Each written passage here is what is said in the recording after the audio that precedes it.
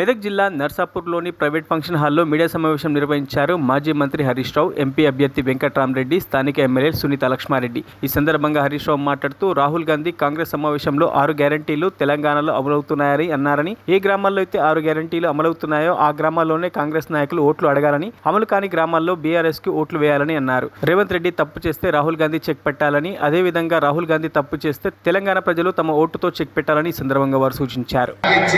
తెలంగాణ రాష్ట్రాన్ని కేసీఆర్ సాధించారు.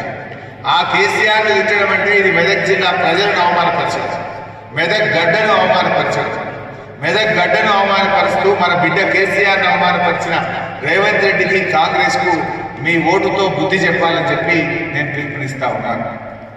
ఇలా బీజేపీ పార్టీ స్వయంగా ప్రధానమంత్రి గారే చెప్పింది, తల్లిని చంపి బిడ్డను బతికించను అని చెప్పి తెలంగాణ రాష్ట్ర ఏర్పాటు మీద తన ఆక్రోశాన్ని వెళ్ళగట్టినటువంటి పార్టీ బీజేపీ పార్టీ.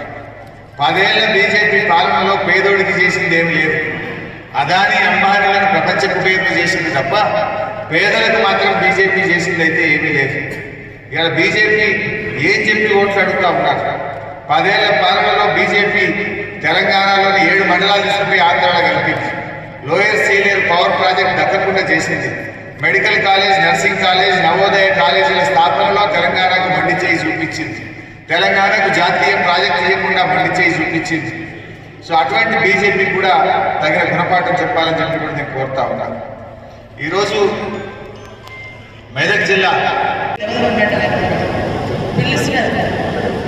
మళ్ళీ మన శివారెడ్డి అని చెప్పేసి రెడ్డిపాలెంకి సంబంధించినటువంటి సర్పంచ్ బ్యాక్ అంతా సఫర్ అవుతున్నాడు. ఆయన బయటికి వెళ్ళి తిరుగుతలేడు. ఆయన ఇంటికి వెళ్ళేసి ఆయన పిలిచి కూర్చోబెట్టేసి ఫోటో కండువా కప్పి ఫోటో రిలీజ్ చేసింది. ఇట్లా ఆయన ఒక్కడికే కాదు, చాలా మంది ఇప్పుడు ఏంటంటే ఏదో గౌరవం, పెద్ద మనుషులు పిలుస్తున్నారు కదా అని చెప్పేసి గౌరవం కొద్ది మా ఫోన్ మాట్లాడినా లేదంటే ఇంటికి వెళ్ళి కలిసినా ఇమీడియట్గా బలవంతంగా కండువలు వేసేసి మరి ఈరోజు వాళ్ళని నెగిటివ్గా ఉండేటట్టుగా చేసిన వాళ్ళ రాజకీయ జీవితాన్ని నాశనం చేసి చేస్తూ ఉన్నారు. ఇది మంచి పద్ధతి కాదు. మీ పద్ధతిలో మీరు ప్రచారం చేసుకోండి, మా పద్ధతిలో మేము చేసుకుంటాం. మా కార్యకర్తల జోలికి వచ్చి మా కార్యకర్తలను భయప్రదం చేసి మా కార్యకర్తలు ఇబ్బంది నాయకులు ఇబ్బంది కండువా వేస్తే రేపటి నుంచి మేము కూడా మీ ఇళ్ళలోకి వస్తాం. మరి మీ ఇళ్ళలో ఉన్నటువంటి కార్యకర్తలకు నాయకులు కండువాలు వేస్తామని చెప్పేసి హెచ్చరిస్తా ఉన్నా. నేను ఒకటే విషయం అడుగుతా ఉన్నా, అంటే వీళ్ళకి 3 విషయాలు.